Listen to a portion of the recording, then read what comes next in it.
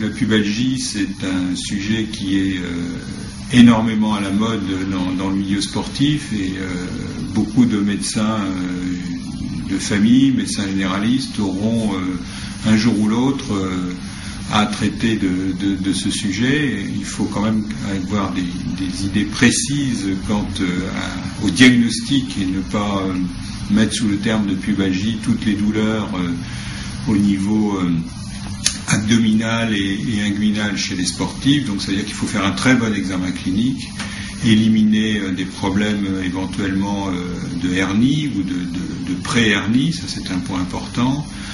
S'assurer aussi qu'il n'y a pas de problème au niveau de la hanche, et souvent on oublie de bien examiner la hanche, et aussi penser qu'il peut y avoir des douleurs musculaires, tendineuses, voire neurologiques qui ne sont pas véritablement des pubalgies. Ça c'est vraiment un premier message important.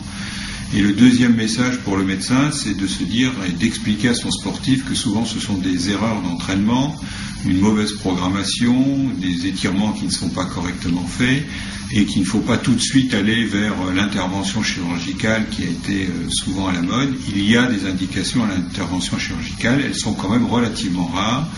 Elles sont le plus souvent pour des sportifs de haut niveau, et on ne prend pas de décision chirurgicale avant d'avoir bien mené un traitement médical pendant 2 à 3 mois avec un repos sportif associé.